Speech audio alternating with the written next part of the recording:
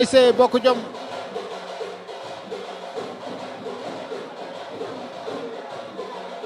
Sega Diop joué na ko le numéro 13 bal bi génn doon touche pour ASC Bokk Jom.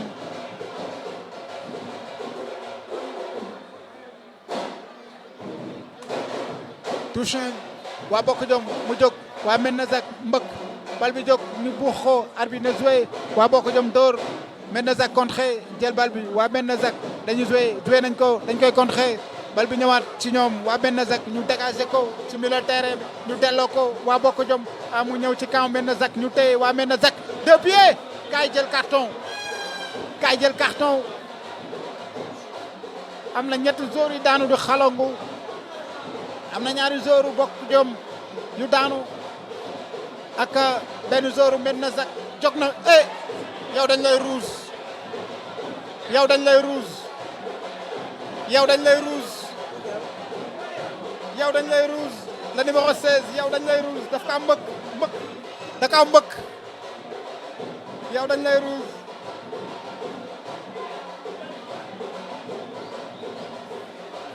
Pierre Victor Diandi Pierre double faute nga def arbitre nee na bu kenn ñëw dem leen maa ngi xool arbitre nee na bu kenn ñëw maa ngi xool mi ngi taxaw di leen déglu rek am na ñaari joueurs Bokk Jom yi ñu ngi leen di xool ñaari joueurs Bokk Jom ñu ngi leen di xool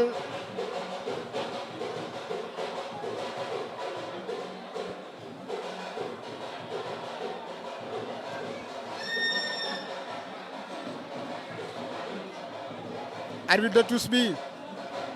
signalé na arbitre central bi yëkkati na drapeau bi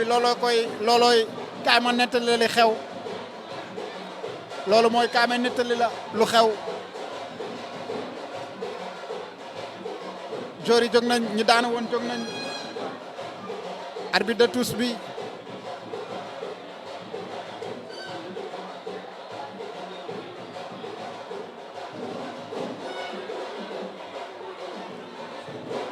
jóg na ñu ngi leen di génne ñaari joueurs Bokk Jom yi arbitre de touche bi yëkkati na drapeau bi di signaler arbitre central bi yëkkati na drapeau bi arbitre de touche bi yëkkati na drapeau bi arbitre de touche bi yëkkati na drapeau bi pour signaler arbitre central bi arbitre de touche bi jox na ko carton jaune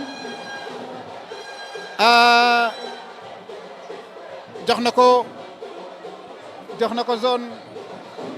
moom Jean-Pierre Diandi jox nañ ko carton jaune waaye arbitre de touche bi signalé na arbitre central bi arbitre baa ngi dem ci moom daf koy nettali li xew dàq na ñëpp nee na arbitre de touche bi kaay lu xew nettali ma nee na ko kii daf kaa mbëkk nee na ko mi ngi mel ni maa déglu li ñu wax nee na ko daf kaa mbëkk nee na def ko dara arbitre bi lambaat na poche bi daf koy jox rouge arbitre bi lambaat na poche bi arbitre baa ngi dem lamb na poche bi wawaat na ko nee na ko yow kaay nee na ko ñëwaatal moom Pierre Victor Diandi nee na ko ñëwaatal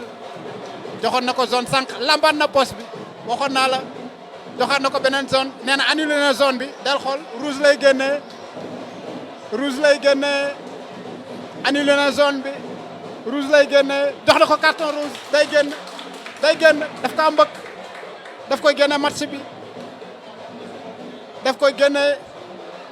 jox na ko carton rouge annulé na zone bi jox ko carton rouge jox na ko carton rouge moom Pierre Victor Diandi di joueur Medina Zac ci mbëkk bi mu def joueur Bokk Jom Pierre ngi xataraayu neen du génn gaa yaa ngi koy génne Pierre lank na ne du génn Pierre nee na du génn Pierre kàjj na ndox mi ne ci bit Pierre weq na 16 bi Pierre ñu ngi koy génne Pierre mi ngi noonu di tëdd di xalangu ci carton rouge bi ñu ko jox arbitre de touche bi defaat na signe arbitre central bi arbitre de touche bi yëkkati waat na drapeau bi arbitre de touche bi yëkkati waat na drapeau bi ngir woowaat arbitre central bi parce que coach su Medina Zac am na lu mu doon wax ak arbitre de touche bi daf koy signalé waat arbitre de touche bi yëkkati waat na drapeau bi arbitre central bi woowaat na ko ne ko kaay nettali waat ma li xew mu ne ko coach bi daf maa saaga wala daf maa wax lu ma métti na génn arbitre bi nee na ko loolu la def demal sa place sa liggéey rafet na ne ko kan la mu ne ko kii arbitre bi ñëw na ci moom ne ko kaay yow la wax ki mu ne ko waxuma ko dara mu ne ko boo ko waxoon dara dina ma ko wax mu ne ko waxuma ko dara li am laa ko nettali moo coach bi mi ngi noonu nee na ñëpp dem toog mu wax ak coach bi baa ngi koy nettali naan ko arbitre de touche bi moo la signalé ne daf ko mbëkk waaye mbëkk ko arbitre bi nee na ko ndànk rek arrièreal arbitre baal na ko am na lu muy waxaat arbitre de touche bi naan ko yow looy nettali xoolal arbitre de touche bi demaat na ci moom arbitre de touche bi demaat na ci moom nee na ko kaay arbitre de touche bi tàng sign la arbitre de touche bi joué nañ bal bi waa Medina Zac jàpp nañ le gardien de but def relance ñoom ñu attaqué waa Medina Zac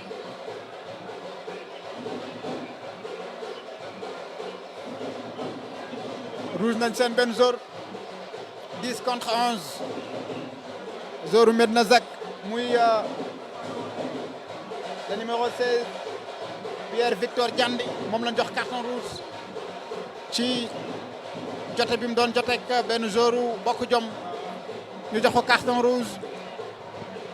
muy 10 contre 11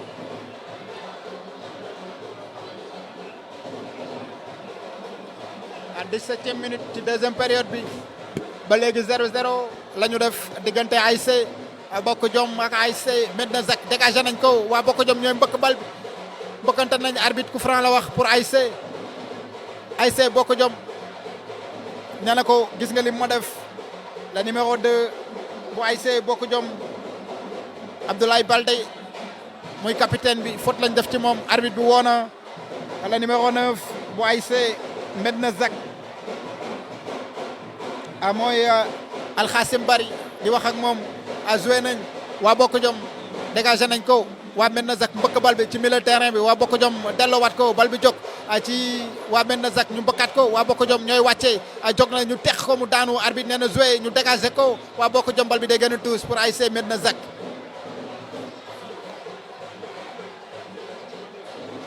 am na zoru Medina Zac bu daanu nee na ko arbitre kii gisoo lim ko daf kaa wéq nee na daf kaa wéq kii na daf kaa conc arbitre bi woon na médecin yi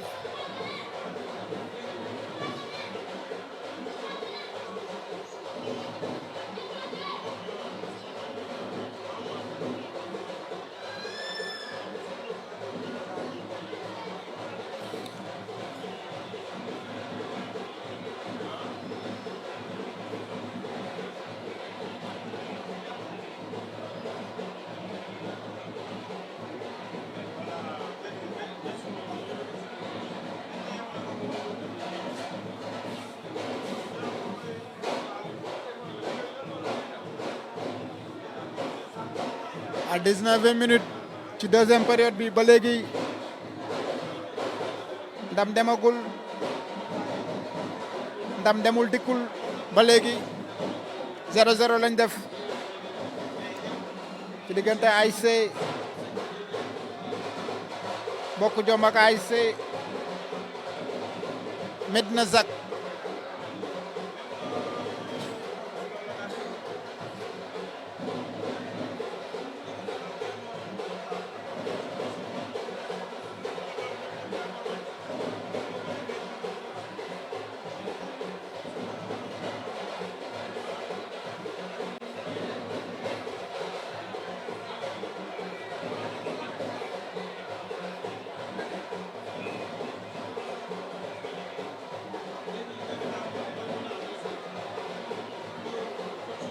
bal baa ngi noonu waa Medina Zac ñoo yor bal bi ñu ci côté milieu terrain bi ñàkk nañ ko waa Bokk Jom récupéré ko def passe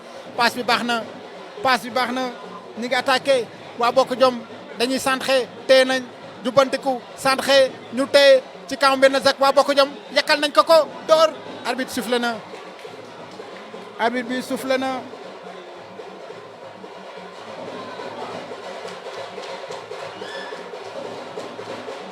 ñaari équipe yi ku nekk yaa ngi pousse pour mën a dugal mais ba léegi kenn dugalagul 0-0 lañ def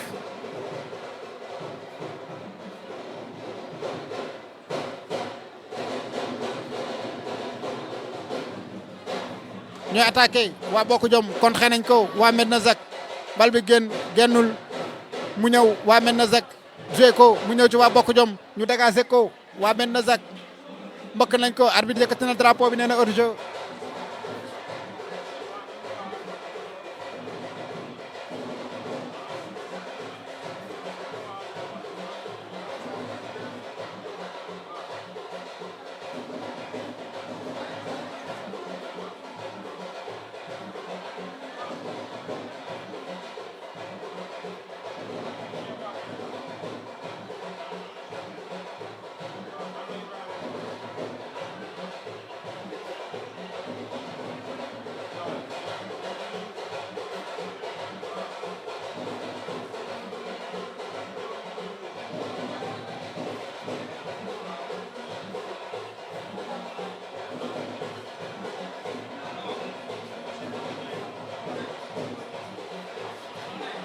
joué nañ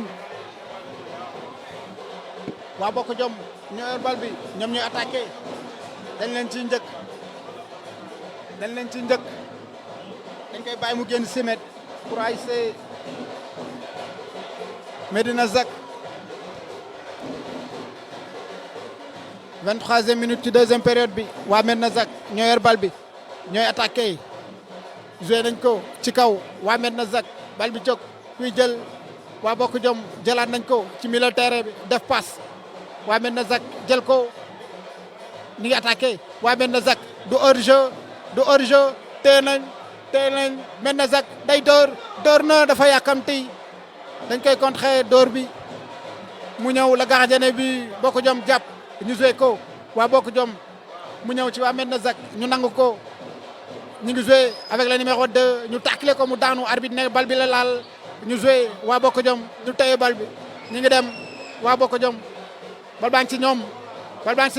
passe bi baax na ñu ngi dem dugg nañ ci kaw Medina Zac sànni nañ génn nañ ko corner pour ASC Bokk Jom ci action boobu noonu corner pour ASC Bokk Jom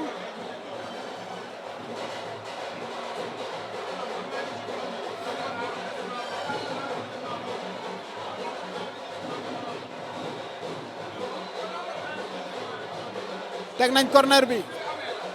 waa Bokk Jom teg nañ corner bi corner rentrant lay nekk sàndaxe nañ ko ci deuxième poteau bi kan ma mbëkk góol bi génne na ko dégagé ko dégagement bu sori le gardien bi bu ASC Medina Zac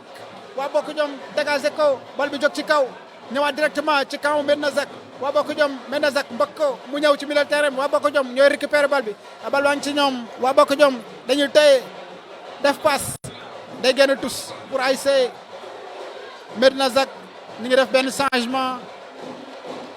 ASC Medina Zac ñu ngi waajal benn changement ñu ngi attaqué waa Bokk Jom ñu ngi dem bal bi day génn arbitre lu mu wax nee na corner pour Bokk Jom le numéro 18 bu ASC Bokk Jom mooy Mouhamed Diop mooy dugg moo war a jël place su Gassama Pape Gassama le numéro 8 qui cède sa place à Mohamed le numéro 18 bu ASC Bokk Jom dañuy teg corner bi waa Bokk Jom centré nañ ko bal bi jóg na deuxième poteau encore une fois le gardien de but jàpp na balam dégagé dañuy dégagé dégagement bi jóg na kan mooy jël waa Medina Zac ñooy téye day génn ñu tàkkale ko mu génn doon tous pour ASC Medina Zac touche pour ASC Medina Zac sànni nañ touche bi ñu téye waa Medina Zac ñu ngi koy passante à 2 le numéro 17 débordé na day centré na directement ci gardien bi mu jàpp balam def relance mu ñëw ci waa Medina Zac le capitaine mu téye def passe bal bi jóg à défense su Bokk Jom génn ko mu doon tous pour ASC Medina Zac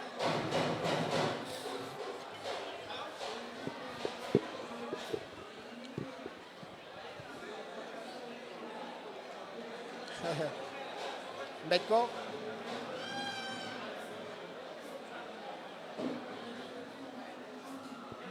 arbitre coup franc la wax pour ASC Bokk Jom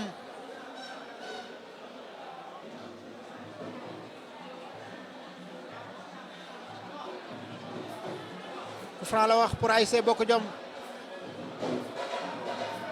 Badiane le capitaine voilà dégagé nañ ko Balde le numéro 2 muy capitaine Bokk Jom moo ko dégagé waa Medina Zac ñoo jëlaat bal bi waa Bokk Jom génne nañ ko tous pour équipe bu Medina Zac dañuy tous waa Medina Zac tous nañ ko à 2 ñu téye jubbantiku del si waat ginnaaw dañuy centré waa Bokk Jom dañ koy contré mu ñëwaat ci waa Medina Zac ñu def passe waa Bokk Jom téye ko ñu ngi ci côté tribune découvert def passe ci milieu terrain bi ñu ngi attaqué waa Bokk Jom ñu ngi attaqué passe na hors-jeu wul arbitre bi yëkkati na drapeau bi nee na hors-jeu wul nag du hors-jeu de ki hors-jeu passe ñu ko rapidement joué nañ ko waa Medina Zac ñi ngi dem avec le numéro 9 mooy attaqué day téye bal bi téye na xaar gaa yi ñëw téye na mi ngi dem téye na day jéem a dem romb na door na directement le gardien de but jàpp na ko def relance pour équipe bu Bokk Jom ñi ngi attaqué waa Bokk Jom ñi ngi dem day dem le numéro 9 romb na benn du ñaar téye nañ ko waa Medina Zac jël nañ seen bal avec la rastaman mu joué ko kenn nekk fa mu jëm directement ci gardien bi ñu ngi waajal beneen changement ASC Medina Zac le numéro 3 Djibril Diouf mi ngi waaj a dugg aussi Bokk Jom aussi ñu ngi waajal changement le numéro 4 Niang Mamadou mi ngi waaj a dugg joué nañ waa Bokk Jom ñoo yor bal bi mbëkk nañ ko mu ñëw ci milieu terrain bi ñu delluwaat ginnaaw passante ko à 2 ñu ngi ci milieu terrain bi waa Bokk Jom ñu ngi dem le numéro 10 passe bi baax na hors-jeu wul arbitre bi yëkkati na drapeau bi nee na hors-jeu changement waa Medina Zac ñoo def changement ay Diouf mi ngi waaj a dugg le numéro 3 moo jël place su Alassane Mbaye la rastaman mooy génn Alassane génn na jox na place am Diouf mooy le numéro 3 bu ASC Medina Zac Djibril Diouf dugg na joué nañ waa Bokk Jom aussi ñu ngi waajal changement le numéro 4 Niang Mamadou mi ngi waaj a dugg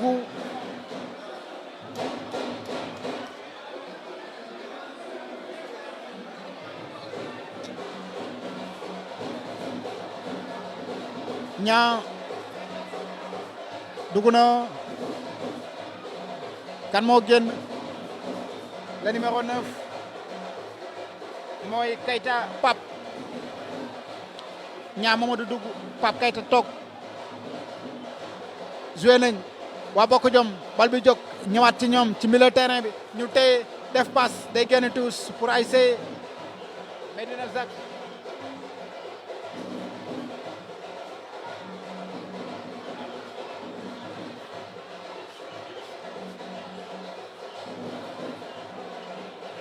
Medina Zac ñoo yor seen bal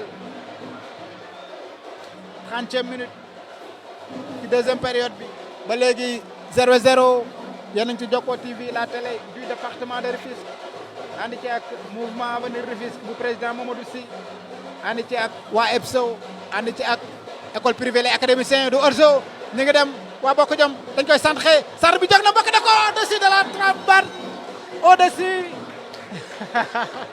foogoon naa ne kër gi fees na ci kaw la dem mbëkk bee kawe daa waroon a sëgg mu dugg mais mbëkk na ko mu dem ci kaw barre transversale bi waa bokk jom waa Medina Zac ñooy attaqué day dem romb na benn ñaar passe na arbitre yëkkati na drapeau bi nee na hors-jeu arbitre nee na hors-jeu encore une fois maa ngi nekkoon ci partenaires yi nga xam ne ñoom ñoo leen di may match bi ci Jokko TV boulangerie pâtisserie restaurant au prestige mouvement Avenir Rufisque bu président Mamadou Sy waa EPSO école privée les académiciens aussi directeur monsieur le directeur Badou Diack ñoo leen di may match bi ci Jokko TV la télé du département de Rufisque aussi yéen a ngi ñuy seetaan ci Ndam TV maa ngi ak seen micro tous lay nekk équipe bu Medina Zac ñooy tous bal baa ngi si ñoom ci seen i camp am na beneen changement waa bokk jom di waajal ñoom ñooy attaqué waa bokk jom tey nañ ko ñàkk nañ ko waa Medina Zac jël na bel waa bokk jom arbitre lu mu wax arbitre nee na dara amul arbitre nee na dara amul ci surface yi parce que marquage derrière la da doon door mu dugal tànk bi mu door tànk bi loolu bu doon hors surface arbitre day siffler coup franc ci biir surface yi sifflé wul changement pour ASC bokk jom la numéro 3 Mohamed Diop plutôt Mouhamadou Fall mooy dugg ci place su la numéro 12 Ibrahima Diakhaté Ibrahima mooy génn Mouhamed Diouf wala Fall Mouhamed Fall la numéro 3 dugg na bu ASC bokk jom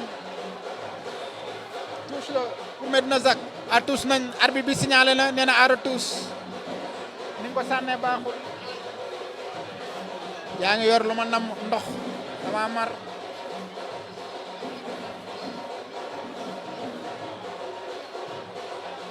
touche nañ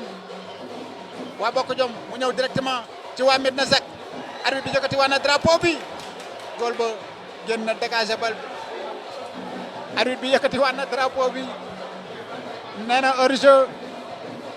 baaw Medina Zac jóg nañ ñëw ci quatrième arbitre bi song ko di wax ak moom ñëw nañ ci arbitre bi di wax ak moom jag nañ ko waa Medina Zac avec Baldé le capitaine mu joué ko bal bi ñëwaat ñi ngi dem Baldé daaneel nañ ko arbitre nee na coup franc pour bokk jom Baldé le capitaine bu ASC bokk jom moom lañ teq noonu mu daanu Baldé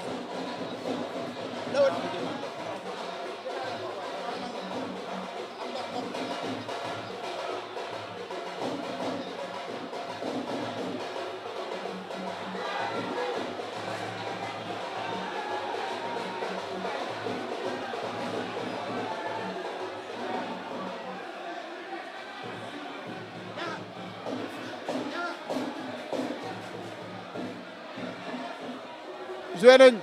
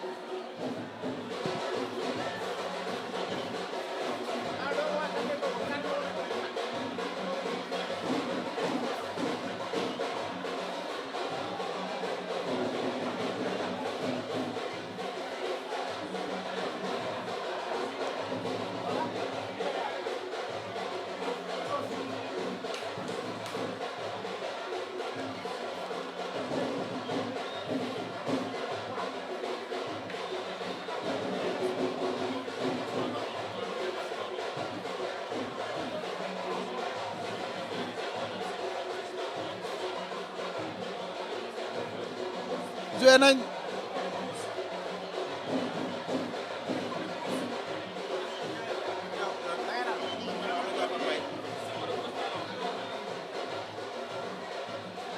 voilà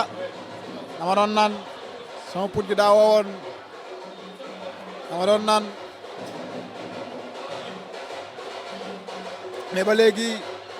à 0-0 ci diggante ñaari équipe yi ASC Bokk Jom ak ASC Medina Zac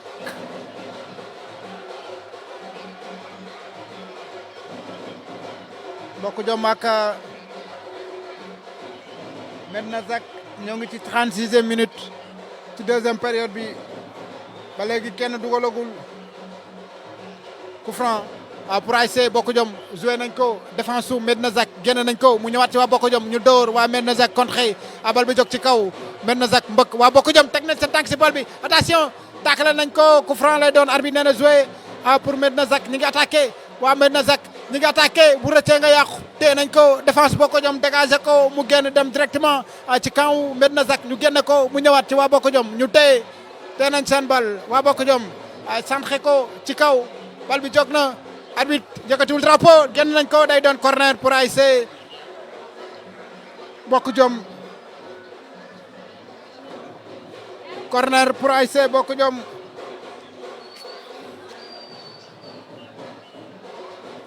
trente-septième minute ci deuxième période bi ba léegi 0-0 corner lay nekk jóg na joué nañ ko directement mu ñëw défense Medina Zac mbëkk ko mu ñëwaat ci ñoom ñu paasante ko ci milieu terrain bi ñooy dem ñu ngi koy xëccoo arbitre nee na coup franc pour Medina Zac lamb na poche jox na ko carton jaune joxaat na ko jox na keneen ki carton jaune daf ko jaune le numéro 18 le numéro 14 di kas mu ne ko kaama dolli la ci bi yow hors-jeu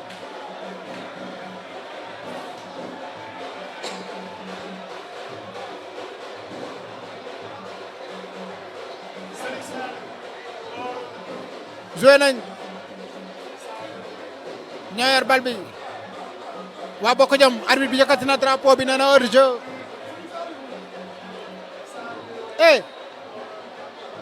yow li kii defoon sànq ban jaune ko ban rouge ko dem na soo moytuwul li nga doon def noonu bu ñaaree arbitre bi dana wax ak yow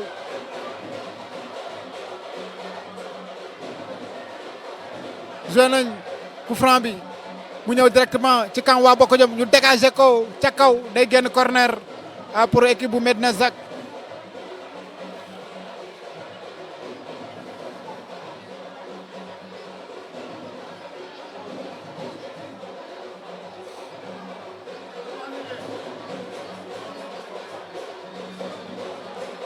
corner bi jóg na kan mooy mbëkk défense Bokk Jom génne nañ ko mbëkk nañ ko mu génn waa Bokk Jom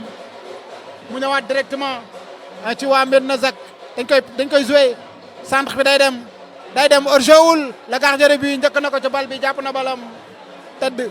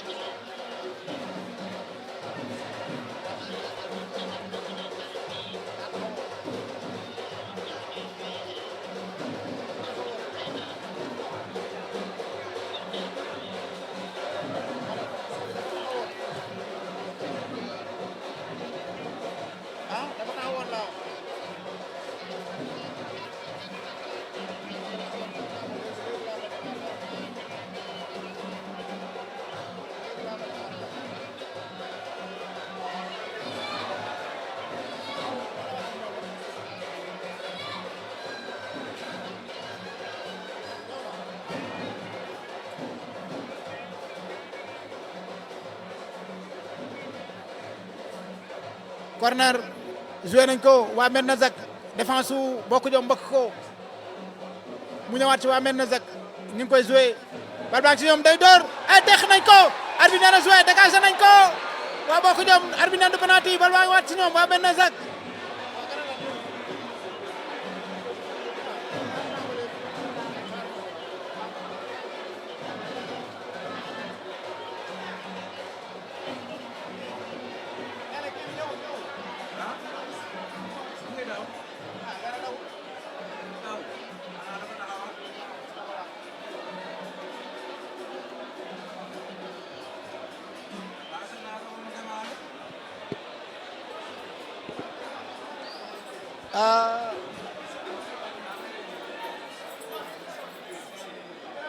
arbitre bi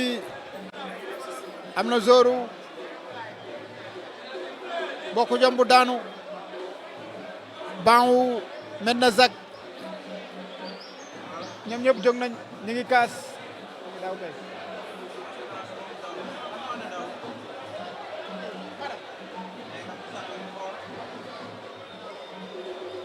a zoru Medina Zac ñu ngi wax ak quatrième arbitre bi ñoom ñëpp ñëw nañ wala boog di wax ak arbitre tous bi ñoom ñëpp ñëw nañ di wax ak moom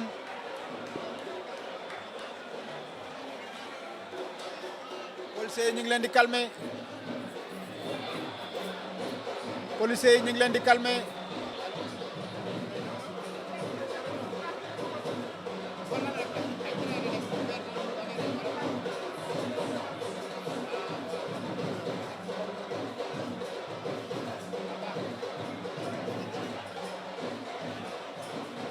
ay kii la def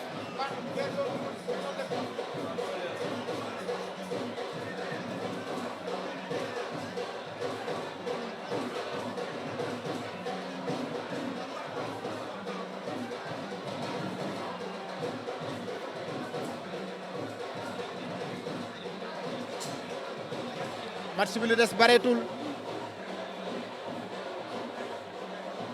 match bi li des bareetul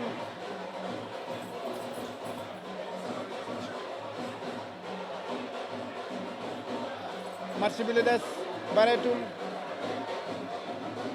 43e minute ci deuxième période bi li des bareetul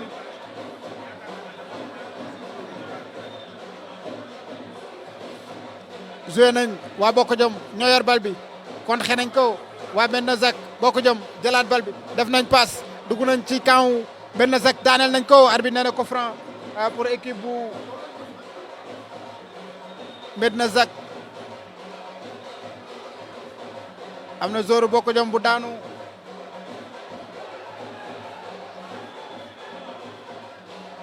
joué nañ jóg na génne nañ bal bi day doon tuus génnul day dem teq nañ ko waa Medina Zac ñoo jëlaat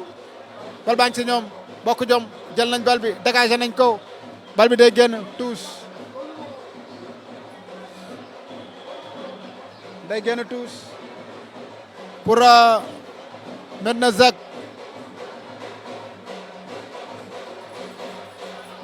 ba léegi 0-0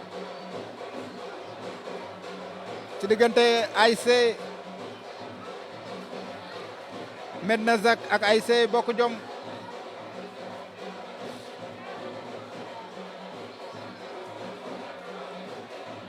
ñi ngi attaqué waa Bokk Jom taakale nañ ko day génn tuus di leen fàttali ne premier match bi Jalooré moo gagné Guelwaar 1-0 deuxième match bi Idéal gagné Dóor Fop 2-0 troisième match bi mooy daw nii 0-0 diggante ASC Bokk Jom ak ASC Medina Zac joué nañ 90 minutes mat na temps réglementaire bi mat na liñ ci ñambas moo ci des mooy troisième match bi quatrième match bi ASC Gul Salaan ASC Guy Salaan ak ASC Médiour ñooy quatrième match bi corner lay nekk wala coup franc pour ASC Bokk Jom joué nañ ko bal bi day génn simet pour ASC Medina Zac dégagé nañ ko mu jóg ci kaw waa Bokk Jom génn ko mu doon tuus pour Medina Zac tuus nañ dañ koy génnewaat waa Bokk Jom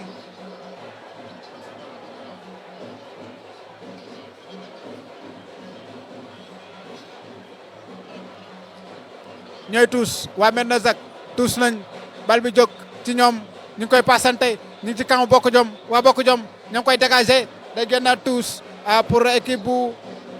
Medina Zac tuus nañ waa Medina Zac bal bi jóg waa Bokk Jom mbëkk bal bi Medina Zac def passe bi biir attention du hors-jeu oh arbitre nee na hors-jeu arbitre bi nee na hors-jeu arbitre de touche bi nee na hors-jeu buux na arbitre bi songu nañ arbitre de touche bi yow dañ lay rouge yow mi buux arbitre de touche bi dañ lay rouge songu nañ arbitre de touche bi waa Medina Zac songu nañ arbitre de touche bi policiers yi dugg si nañ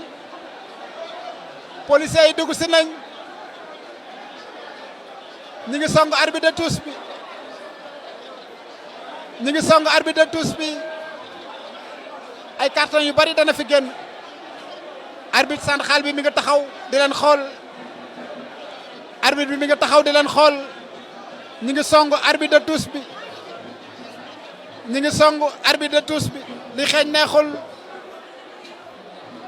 li xeeñ neexul xaaral ma jóg taxaw ngir gis ñëpp jóg nañ xaaral ma jóg taxaw kii yaa ngi door police yaa ngi door ngir tas leen xaaral ma jóg taxaw ngir mën a nettali am na kun jàpp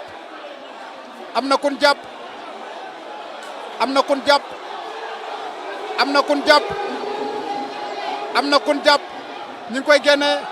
coach bi koŋ nañ ko am na kun jàpp coach bi da doon xataraay policier bi door na ko dàq na ñëpp dàq na leen am na kun jàpp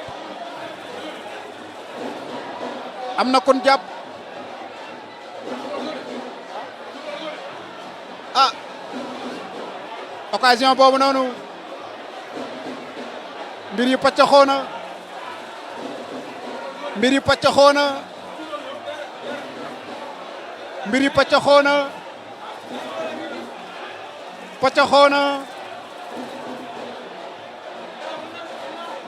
mbir yi paccaxoo na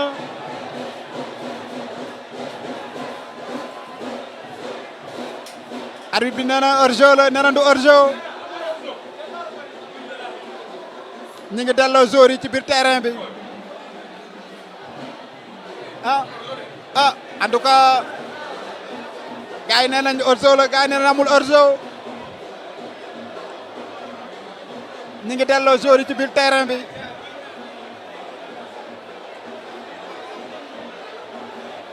ñi ngi delloo joueurs yu Medina Zac ci biir terrain bi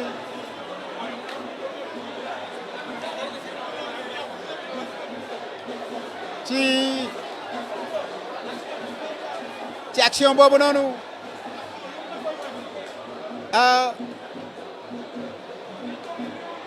mbiri xëcc xoona ci action boobu noonu waa Medina Zac dugal arbitre ne hors-jeu la xaaral ma xool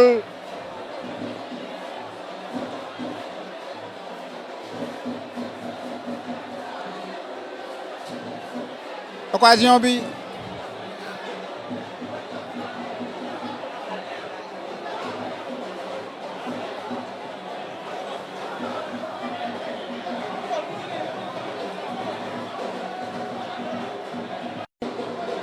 li may seetaan day amul hors-jeu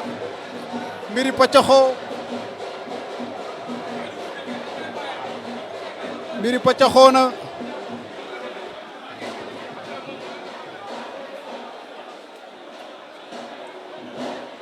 takk der yi jóg nañ mbiri calmé waat na presque match bi jeex na temps additionnel bi jeex na wala boog temps réglementaire bi jeex na temps additionnel bi moo ci desoon léegi laa doon seetaanaat action bi mais ki dugal bii bi dafa am ñaar ñu hors-jeu mais moom seen ginnaaw la jóge laal bal bi mu dugg arbitre bi ne hors-jeu moo jur paccaxoo bi loolu moo jur paccaxoo bi takk der yi ñëw nañ ñetti arbitre yaa ngi noonu taxaw arbitre yaa ngi noonu taxaw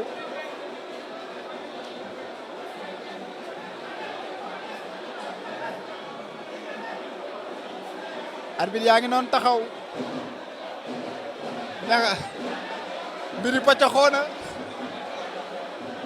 paccaxoo na mais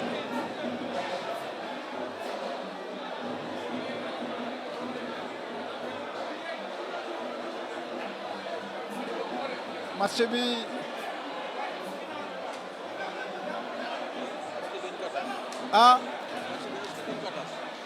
daanaka temps réglementaire bi jeex na temps réglementaire bi jeexoon na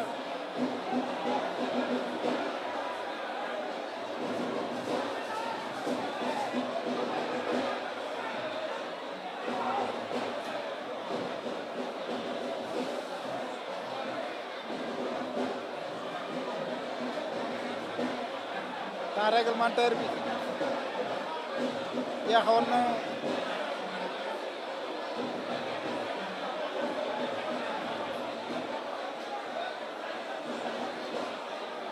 ba léegi takk der yi ñi ngi arrangé situation bi ba léegi takk der yi ñi ngi arrangé situation bi ngir sooru Medina Zac eggali match bi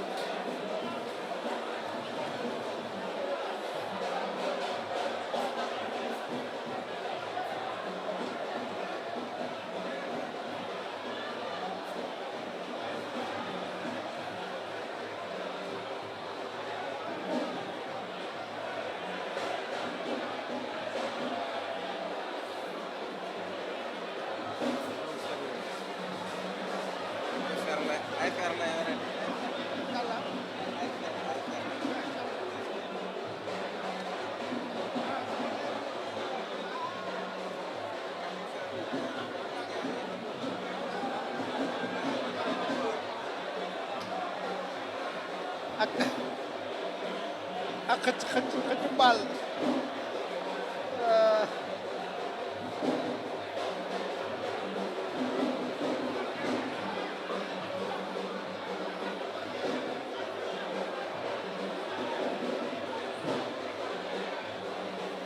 joueurs yi match bi boo moytuwul fii lay yem match bi boo moytuwul fii laa am match bi fii lay yem boo moytuwul daanaka temps réglementaire bi jeexoon na takk der yi ñu ngi wër arbitre yi fii la yem match bi boo moytuwul diggante Medina Zac ak Bokk Jom 0-0 Medina Zac moo dugal ci dernière minute yi arbitre ne hors-jeu arbitre de touche bi gars yi song ko di ko buux takk der yi ñëw war ko songu gars yi mbir mi doon pëccaxoo ba fi mu nekk nii match bi yegagul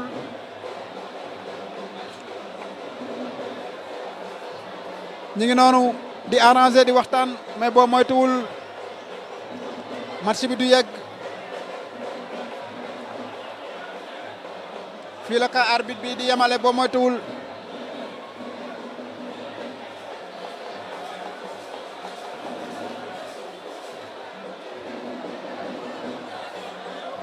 soo moytuwul fii la ko arbitre bi di yemale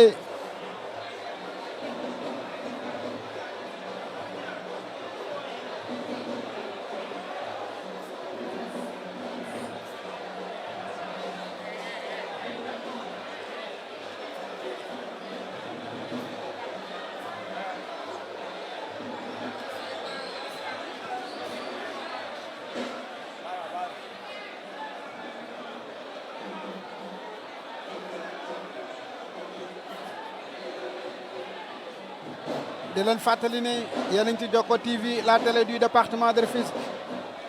ànd ceeg suñu partenaire boulangerie pâtisserie restaurant au prestige en mouvement avenir Rufisque bu président Mamadou Sy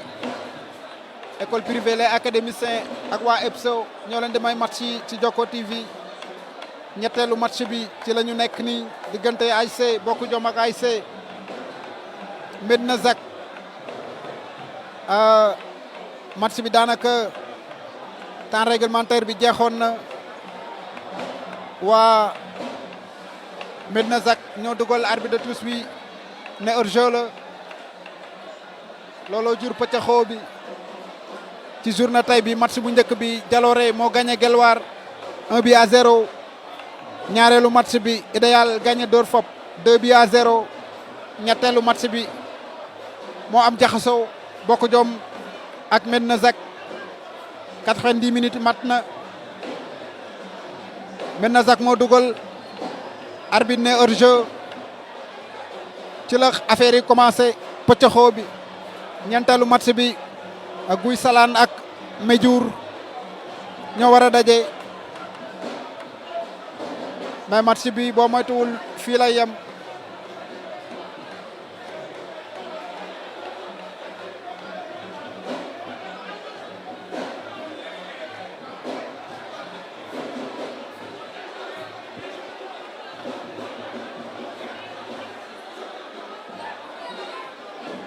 dagal supporter yi nee na bu leen see génn leen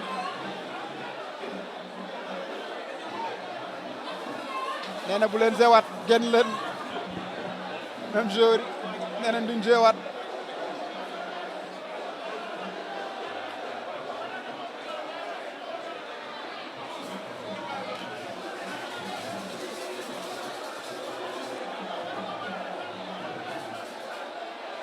waa Médiour ñëw nañ waa Guy Salaan ñëw nañ waa Bokk Jom ñu ngi ci biir terrain bi waa Medina Zac ñu ngi ci biti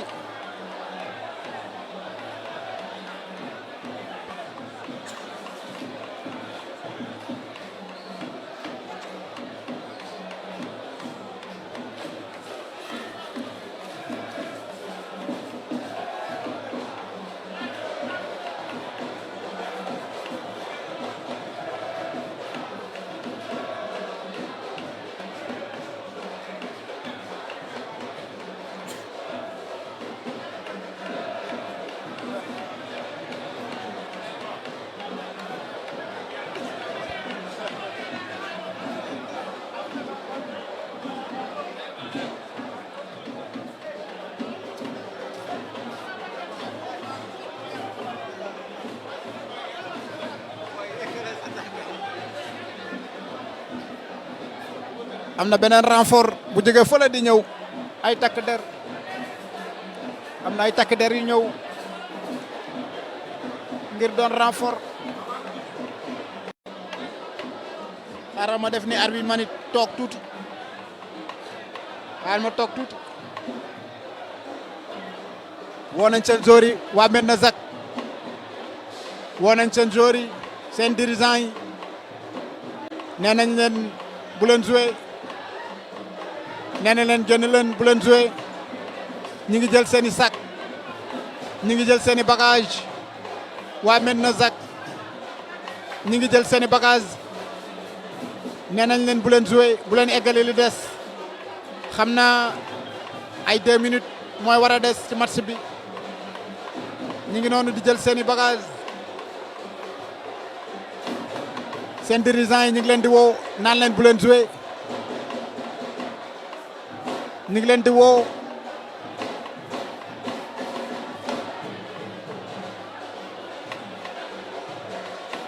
ñu ngi woo seen joueurs yi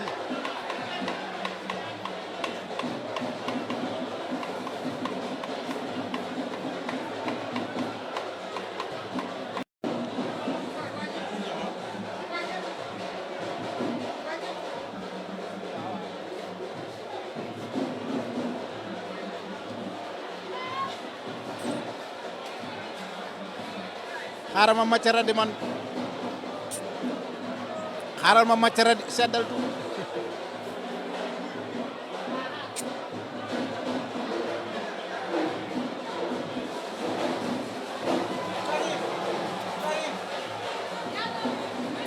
xaaral ma maccara di seddal tuuti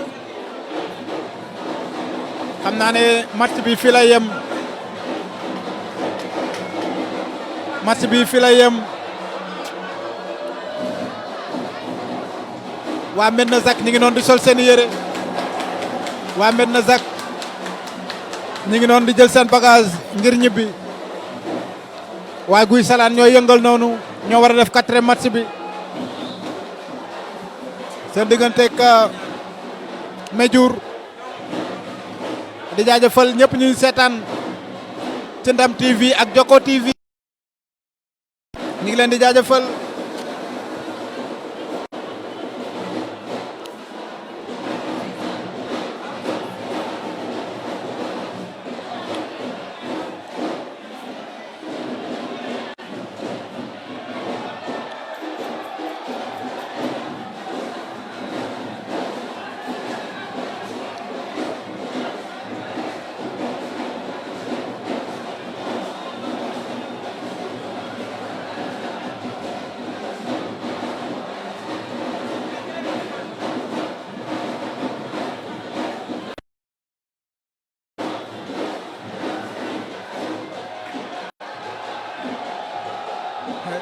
waa Guy Salane ñoo yëngal noonu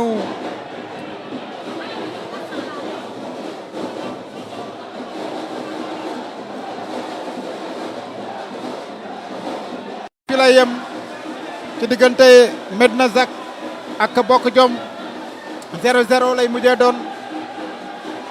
match bi du yegg desoon na 2 minutes waa Guy Salane ak waa Médiour ñoo war a def 4e match bi di jaajëfal ñëpp ñu ñuy suivre ci Joko TV la télé du département de Rufisque suñu partenaire EPSO mouvement Avenir Rufisque école privée les académiciens ak boulangerie pâtisserie restaurant au prestige ñu ngi leen di jaajëfal bu baax aussi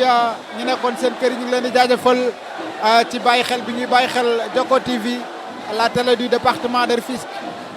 aussi maa ngi woon ak micro Ndam TV di jaajëfal aussi ñuy seetaan ci Ndam TV merci beaucoup encore une fois jaa ngeen jëf donc ci kanam matchu Médiour ak Guy Salane dina démarrer jaa ngeen jëf waa Medina Zac ñi ngi doon di génn waa Bokk Jom ñoom ñu ngi ci terrain bi ba léegi